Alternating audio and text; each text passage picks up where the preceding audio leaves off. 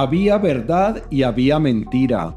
Y si te aferrabas a la verdad, incluso en contra del mundo entero, no estabas loco. Imagina que vives en un mundo donde constantemente estás vigilado, un mundo donde todo es controlado por la élite, donde te bombardean con propaganda sin parar, un mundo donde todos son reprimidos, solitarios y aislados. Un mundo en el que solo eres un insignificante engranaje dentro de una maquinaria incomprensible. ¿Te suena familiar? Pues no es coincidencia que las predicciones de Orwell se hayan hecho realidad de casi todas las maneras posibles en nuestra sociedad actual. En este episodio de las Notas del Aprendiz vamos a hablar de esta importante obra maestra de George Orwell, 1984. Vamos a hablar acerca de cuál es su argumento, ojo que hay spoilers por montones, y además, y más importante, vamos a identificar cuáles son esas cosas que realmente se han hecho realidad, cuáles son esas predicciones atemorizantes que hoy ya están con nosotros. Pero más importante aún, vamos a hablar acerca de cómo puedes tú evitar caer en esa trampa y evitar ser controlado. Porque, escúchame bien, tú que eres filósofo no naciste para vivir. No. Naciste para brillar y ser feliz. Y como esto de brillar y ser feliz no solo es importante, sino que también es urgente, empecemos. Pues bien, la novela de George Orwell 1984 es una novela distópica, pero ¿qué es una distopía? Una distopía es una sociedad ficticia indeseable en sí misma. Es lo opuesto a una utopía, que es una sociedad ficticia ideal. Las distopías suelen ser sociedades gobernadas por un gobierno totalitario que controla todos los aspectos de la vida de las personas. Las distopías comúnmente abordan temas como la pérdida de libertades individuales y la dominación autoritaria. A menudo actúan como críticas de la sociedad contemporánea, ilustrando posibles futuros sombríos que podrían surgir de seguir ciertas tendencias actuales. Así que las distopías lo que sirven es para describir sociedades indeseadas, pero también sirven para advertir. Y eso es realmente lo que quiso hacer George Orwell, advertirnos a todos nosotros de lo que podía pasar de seguir ciertas tendencias. Pero ahora que ya sabemos que es una distopía, vamos con el argumento. 1984 fue publicada en 1949. Está ambientada en un futuro totalitario. La historia se desarrolla en el superestado ficticio de Oceanía, que abarca América, Gran Bretaña, Australia y Nueva Zelanda, y es uno de los 3 megaestados en los que se divide el mundo. Los otros son Eurasia. Este superestado abarca toda Europa continental y el norte de Asia. Y Estasia. Este estado incluye China, Japón, Corea y las regiones circundantes. En Oceanía, la sociedad está bajo el control y vigilancia de El Partido, cuyo líder es el Gran Hermano, un líder omnipresente y omnisciente, cuya figura domina la vida pública. El partido se divide en 2 secciones, el partido interior, que es la élite gobernante, y el partido exterior, que incluye a los trabajadores del Estado y a los funcionarios de menor rango, como el protagonista, Winston Smith. El partido es conocido por su control absoluto sobre la verdad, la historia, la lengua y los pensamientos de las personas, todo bajo la vigilancia omnipresente del Gran Hermano. Y los protagonistas de la novela son especialmente 3. Winston Smith, que es un miembro del partido exterior que trabaja en el Ministerio de la Verdad. Winston es un hombre introspectivo y reflexivo que comienza a cuestionar la rigidez y la represión del régimen bajo el cual vive. La otra protagonista es Julia. Julia es una joven trabajadora del Ministerio de la Verdad, quien se convierte en el interés amoroso de Winston. Julia es rebelde y desafía las normas del partido de manera más pragmática y directa que Winston. Y el otro protagonista es O'Brien. O'Brien es un miembro enigmático del elitista partido interior, que inicialmente parece ser un aliado de Winston y Julia, pero que desempeña un papel crucial en la historia de una manera inesperada. El argumento principal gira en torno a Winston Smith, y su desilusión gradual con el régimen totalitario. A lo largo de la novela, Winston se embarca en un viaje de rebelión interna y externa, buscando la verdad y la libertad en un mundo donde estos conceptos son sistemáticamente erradicados. La historia explora temas como la manipulación de la verdad, la vigilancia omnipresente, la represión de la individualidad y la naturaleza destructiva del poder totalitario.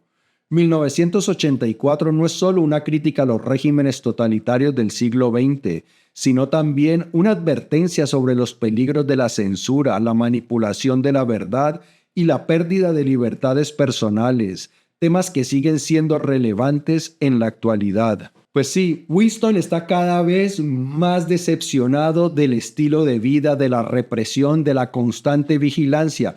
Y como lo hemos dicho, trabaja en el Ministerio de la Verdad. Y esto de el Ministerio de la Verdad, pues es un nombre que le puso el partido simplemente para confundir. Porque el Ministerio de la Verdad lo que hace es esparcir mentiras, una contradicción. Y Winston lo que hace es precisamente eso. Él lo que se encarga es de corregir los datos históricos para que se amolden a la nueva narrativa del partido. ¿Qué es lo que ocurre? Resulta que muchos actos del pasado o muchas declaraciones anteriores del partido en algún momento se vuelven incómodas porque el partido tiene que decir una cosa diferente. Por ejemplo, decían en algún momento que estaban en guerra contra otra de las potencias de los megaestados y resulta que por alguna razón cambiaban de bando y empezaban a atacar al otro megaestado y entonces lo que hacían era cambiar la historia. Borraban todos los registros en los que decían que habían estado en guerra contra la anterior megapotencia y entonces decían siempre que estuvieron peleando desde el principio con la nueva megapotencia. Entonces, Winston, que se encargaba de hacer eso, pues empezó a atar cabos y a descubrir que realmente la verdad era una manipulación. Y entonces empezó a crecer su descontento. Y Winston conoce a Julia y entonces empiezan a tener un romance, algo que estaba prohibido, porque para el partido los amoríos, las relaciones apasionadas estaban prohibidas. Miremos lo que nos dicen en un extracto de la novela. Cuando haces el amor, estás gastando energía y después te sientes feliz y no te importa nada. No soportan que te sientas así. Quieren que estés lleno de energía todo el tiempo. Todo este marchar arriba y abajo y animar y agitar banderas es simplemente sexo que se ha vuelto amargo. Si eres feliz contigo mismo, ¿por qué deberías emocionarte por el gran hermano y los planes de 3 años y los 2 minutos de odio y todo el resto de su maldita basura? Winston y Julia pues empiezan a hablar y empiezan a confesarse cada uno el resentimiento que tienen. Winston tiene un odio visceral hacia el partido y quiere unirse a la rebelión. Se supone que hay una rebelión que se llama la Hermandad. La Hermandad es un grupo que está tratando de derrocar a el partido, supuestamente, porque en realidad en la obra no nos dicen si realmente la Hermandad existe o si es algo también que se inventa el partido simplemente para mantener entretenido a las personas. La hermandad se supone que está dirigida por Emmanuel Goldstein y aquí es donde entra O'Brien. O'Brien es un miembro de la élite del partido interior y resulta que él empieza a acercarse a Winston y le da a entender como que él hace parte de la hermandad. Un día le dice que vaya por favor a su casa que tiene algo que regalarle y entonces cuando Winston va a ver a O'Brien, pues O'Brien le dice efectivamente que sí, que él hace parte de la hermandad e incluso le regala un libro que es como las normas, como un manifiesto de las cosas por las que lucha la hermandad. Winston está feliz porque él quiere pertenecer a ese movimiento revolucionario, pero resulta que eso es una trampa que le ha tendido O'Brien, y a Winston y a Julia los atrapan en su nidito de amor y empiezan a torturarlos. Cuando Winston y Julia estaban en sus sesiones de amor, ellos muchas veces hablaban acerca de lo que podía pasar si los descubrían. Ellos sabían que los iban a torturar, pero lo que ellos se decían es que a pesar de que los torturaran, nunca iban a poder hacer que se traicionaran el uno al otro. Lo que ellos decían era que cuando a uno lo torturan, pues uno dice cualquier cosa. Uno puede confesar delitos que ha cometido o incluso puede decir que ha cometido delitos que en realidad no ha cometido con tal de que dejen de torturarlo. Pero lo que decían ellos era que eso ellos saben que es mentira y que, por ejemplo, no pueden obligar a nadie a amar el partido o a odiar a otra persona. Y entonces Winston y Julia se decían que nunca se iban a traicionar y que nunca se iban a dejar de amar. Pero resulta que cuando los capturan y empiezan a torturarlos, pues al final se dan cuenta que efectivamente la tortura pudo hacerles cambiar de opinión, que se traicionaron el uno al otro, y además Winston se dio cuenta que terminó amando al gran hermano. Un final que es bastante desolador. Ahora que ya sabemos más o menos de qué va la novela, pues vamos a hablar de aquellas cosas que se han hecho realidad. ¿Cuáles son esos temas que podemos ver hoy que fueron predichos ya hace más de 70 años? Y la primera, aunque fue una de las predicciones de Orwell, pues no es algo que sea nuevo, más bien es una tendencia del ser humano desde sus inicios, y esa es la voluntad de poder. Resulta que el partido lo que quería era el poder, no le importaba nada más, no le importaba la verdad, no le importaba el bienestar de nadie, no le importaba si tenía que matar a muchas personas con tal de seguir en el poder. Miremos lo que le confiesa O'Brien a Winston mientras O'Brien torturaba a Winston. Se trata de esto: el partido quiere tener el poder por amor al poder mismo. No nos interesa el bienestar de los demás, solo nos interesa el poder. No la riqueza, ni el lujo, ni la longevidad, ni la felicidad, solo el poder. El poder puro. Sabemos que nadie se apodera del mando con la intención de dejarlo. El poder no es un medio, sino un fin en sí mismo. Pues sí, como hemos visto, la sed de poder es algo que tiene la humanidad desde sus inicios, pero hoy en día todavía vemos cómo políticos se aferran al poder. Vemos políticos que, aunque sus políticas han arruinado a su país, se niegan a abandonar ese poder y prefieren entonces que el país siga hundiéndose en la miseria, pero ellos no abandonan ese poder. Vemos, por ejemplo, otros políticos que habían dicho en el pasado que jamás se iban a aliar con ciertos políticos, que jamás iban a hacer ciertas reformas, y resulta que si necesitaron aliarse con esos políticos y si necesitaron crear las normas que antes dijeron que no iban a crear para mantenerse en el poder, pues lo hacen. Todo por la ambición del poder. No importa el bienestar de las personas, no importa la dignidad del cargo que representan, lo que importa es aferrarse al poder. Hoy tan vigente como antes. Vamos con la siguiente. Vigilancia y privacidad. En Oceanía existían algo que eran las telepantallas, y cada hogar tenía una telepantalla, y esa telepantalla servía para dos cosas: transmitir información, pero también servía como mecanismo de vigilancia. Miremos la descripción que nos hacen en la obra. La telepantalla recibía y transmitía simultáneamente. Cualquier sonido que hiciera Winston superior a un susurro era captado por el aparato. Despiertos o dormidos, trabajando o comiendo, en casa o en la calle, en el baño o en la cama, no había escape. Nada era del individuo a no ser unos cuantos centímetros cúbicos dentro de su cráneo. En la obra todo mundo está vigilado. En las casas existía la telepantalla que podía vigilar a las personas. En las calles habían cámaras que vigilaban a las personas. Todo el tiempo las personas estaban bajo vigilancia. Hoy nosotros también estamos bajo vigilancia. Tenemos estos aparatos con los cuales hacemos un montón de cosas en nuestra vida y resulta que estos aparatos van guardando todos nuestros movimientos y son grandes empresas las que acumulan esos datos y que saben tanto acerca de nosotros, saben las compras que hacemos, saben a través de los mapas a qué lugares fuimos, saben las cosas que consultamos y ahora a través de estos relojes pues también saben las horas de sueño que tenemos, saben si estamos estresados o si no estamos estresados, saben si caminamos lo suficiente o no caminamos lo suficiente. Casi todas las cosas que nosotros hacemos hoy en día están siendo registradas por grandes empresas.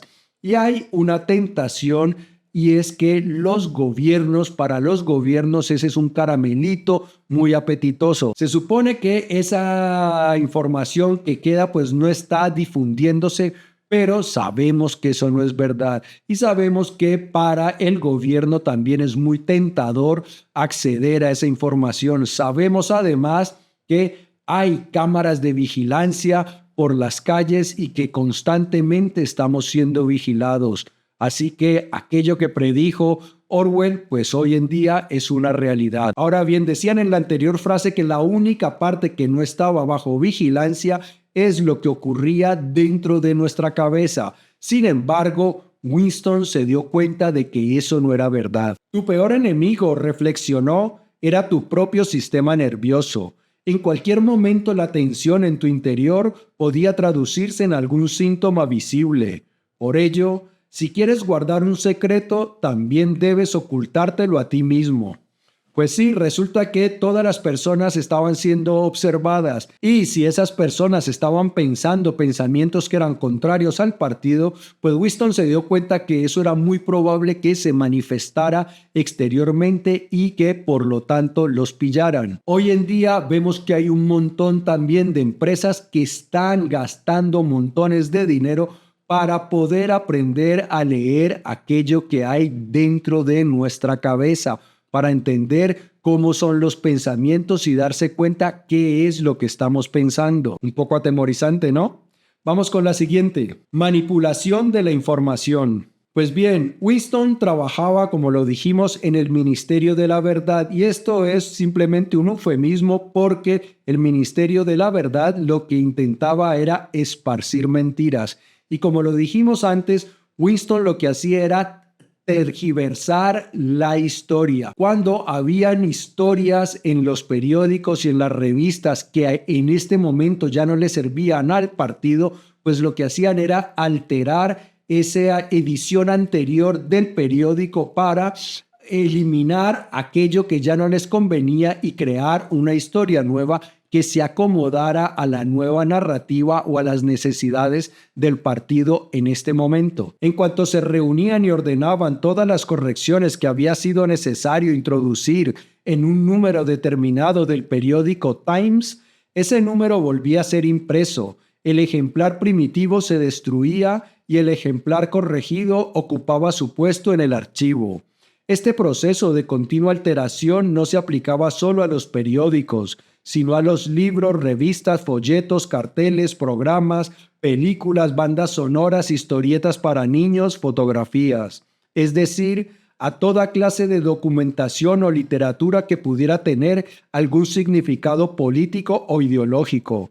Diariamente y casi cada minuto, el pasado era puesto al día. De este modo, todas las predicciones hechas por el partido resultaban acertadas según prueba documental. Pues bien, hoy por fortuna eso no es tan así. Resulta que si un político dice algo, pues eso queda grabado y si se desdice después o empieza a decir lo contrario, pues hay archivos que además están en manos de personas que lo han grabado y por lo tanto eso no es tan difícil de alterar. Sin embargo, lo que sí vemos con mucha frecuencia es, por ejemplo, a políticos tratando de interpretar de manera diferente la historia. Vemos como, por ejemplo, las estadísticas se usan para confundir usan estadísticas que no es que estén alteradas, sino que se usan de manera inapropiada para crear la idea de un crecimiento, una prosperidad, cuando en realidad lo que está ocurriendo es una recesión o un decaimiento de la actividad económica. Y lo que sí vemos hoy en día también es las fake news. Sabemos, por ejemplo, que hay países que se atacan el uno al otro a través de noticias falsas. Sabemos que hay países que intentan influir en la política de otro país difundiendo noticias falsas acerca de políticos, acerca de empresarios. Hoy también vemos cómo la verdad es manipulada por empresarios, políticos, gente poderosa. Vamos con la siguiente. Manipulación de la realidad y del pensamiento. Hay una cosa que ocurre. La realidad es la que es, pero la idea de la realidad es algo que depende del pensamiento de las personas. Por eso los dirigentes del partido en 1984 se dieron cuenta que si controlaban la narrativa que tenían las personas en su mente, podían controlar la realidad. La realidad existe en la mente humana y en ningún otro lugar. Las cosas ocurren como ocurren, pero nosotros le damos significado a esas cosas a través de las ideas que nosotros nos formamos de ciertos eventos. Y por eso el partido intentaba influir en la forma como las personas interpretaban la realidad para que esa interpretación estuviera en sintonía con aquello que le convenía al partido. Vamos con la siguiente. Control del lenguaje y pensamiento. Resulta que la gente del partido se había inventado algo que se llamaba la nueva lengua. Y esa nueva lengua tenía la característica de que cada vez tenía menos palabras. Era todo lo contrario de lo que suele pasar con las lenguas reales. ¿Por qué lo hacían? Miremos la explicación. ¿No sabes que la neolengua es el único idioma del mundo cuyo vocabulario disminuye cada día? ¿No ves que la finalidad de la neolengua es limitar el alcance del pensamiento, estrechar el radio de acción de la mente? Al final, acabamos haciendo imposible todo crimen del pensamiento. En efecto, ¿cómo puede haber crimen mental si cada concepto se expresa claramente con una sola palabra? Una palabra cuyo significado está decidido rigurosamente y con todos sus significados secundarios eliminados y olvidados para siempre? Pues efectivamente lo que hacían era cambiar el significado de las palabras para que las personas no pudieran pensar fácilmente. Es más, cuanto más reducían el vocabulario, pues menos herramientas tenían las personas para pensar, por lo tanto, pues eran más manipulables.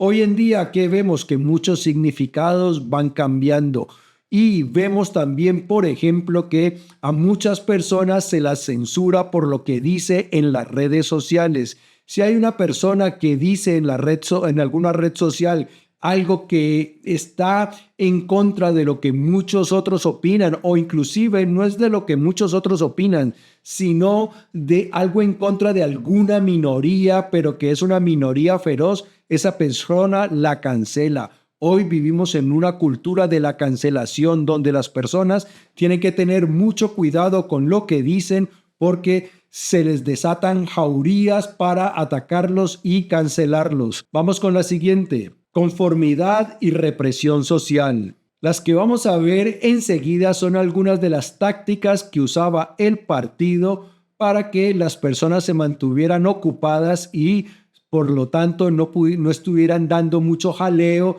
y las pudieran mantener controladas. Si te parece que hay alguna que se parezca a lo que ocurre hoy en día, pues será que es pura casualidad. El duro trabajo físico, el cuidado del hogar y de los hijos, las mezquinas peleas entre vecinos, el cine, el fútbol, la cerveza y, sobre todo, el juego llenaban su horizonte mental. No era difícil mantenerlos a raya. Unos cuantos agentes de la policía del pensamiento circulaban entre ellos, esparciendo rumores falsos y eliminando a los pocos considerados capaces de convertirse en peligrosos. Fútbol, cerveza, juego, peleas, trabajo duro, con eso los mantenían controlados. ¿Será que se parece a lo que ocurre hoy?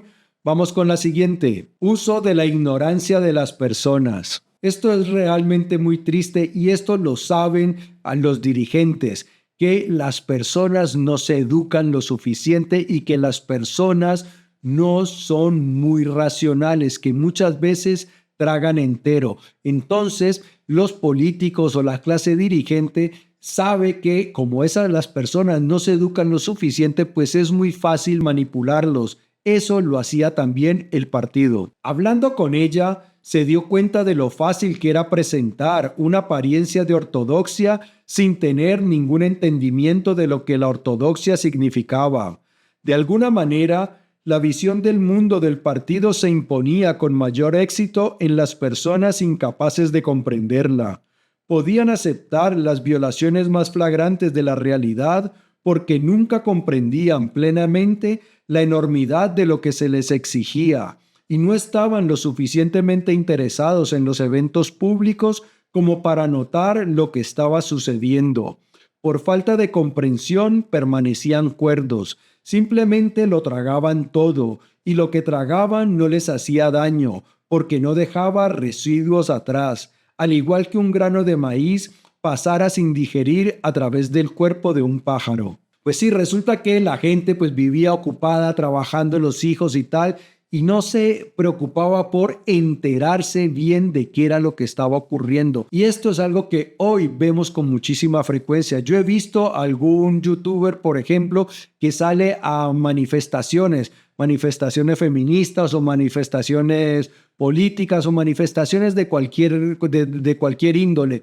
Y youtubers empiezan a preguntarle a las personas: ¿tú por qué estás aquí? No, pues que yo estoy aquí para favorecer no sé qué y no sé cuánto. ¿Y tú realmente crees que eso, que por lo que están luchando es justo? Sí, claro, es justo y no sé qué. Y resulta que a medida que empiezan a preguntarle a esos manifestantes, pues la gente se empieza a dar cuenta que no tienen ni idea, que simplemente van a una manifestación porque les han contado una historia por ahí superficial, han tragado entero y pues se van a manifestar, pero realmente no saben de qué están hablando. Muchas personas que vemos que son feministas, machistas, progresistas, derechistas, salen ahí, pero salen a hablar con eslóganes, pero realmente no pueden articular en profundidad y de manera clara lo que están defendiendo. Entonces, esas personas son las más manipulables, aquellas que no se toman el trabajo de educarse de verdad, de comprender qué es lo que está pasando y por lo tanto sirven de idiotas útiles. Pasa hoy montones. Y aquí es donde hablamos acerca de cómo puedes tú entonces evitar caer en esa trampa. Hay algo también que dicen en la novela y es que solo aquel que permanece consciente es aquel que puede evitar ser manipulado. ¿A qué se refiere? Estar consciente es prestar atención. Resulta que la mayoría de nosotros vivimos distraídos por esta cháchara que hay en nuestra mente y no estamos prestando mucha atención. La mayoría de nosotros vamos actuando en piloto automático. La mayoría de las acciones que realizamos todos los días vienen determinadas por hábitos, no son cosas que nosotros hacemos de manera deliberada, sino que son cosas que hemos ido realizando de forma habitual. Hemos creado el hábito de hacer eso y entonces simplemente lo hacemos. Y muchas cosas que hacemos, pues no las hacemos plenamente consciente. Entonces, lo primero que nosotros debemos hacer es prestar atención, estar conscientes, tratar de vivir en el aquí y en el ahora. Y esto es algo que coincide con lo que nos dijo Spinoza cuando habló de los 3 niveles de pensamiento. Estos 3 niveles de pensamiento de los que habla Spinoza son los que nos permiten liberarnos y que no nos manipulen tan fácilmente. Entonces, lo primero que debemos hacer nosotros es prestar atención, vivir cada vez más conscientes, vivir cada vez más deliberadamente, decidiendo en lugar de vivir compulsivamente. Y lo segundo es tratar de educarnos lo más que podamos. Resulta que cuanto menos sepamos, cuanto más ignorantes seamos, más fácil somos de manipularnos. Pero si nosotros nos dedicamos a comprender las cosas en profundidad, pues vamos a poder tener mejores herramientas. Y hay una cosa que nos han dicho muchos filósofos a través de la historia. ¿Cuál es la condición que diferencia al ser humano? Su capacidad de razonar. Pero esa racionalidad no es algo que llegue automáticamente, es algo que debemos cultivar, que debemos entrenar para que pueda mejorarse.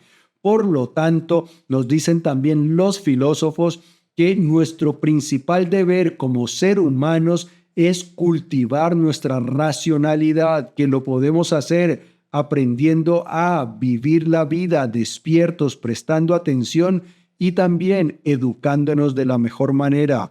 Pues bien, amigo mío y amiga mía, si este episodio te ha gustado, dale dedito arriba, te invito a que lo compartas, suscríbete para que no te pierdas ningún episodio y nos vemos pronto. Chao.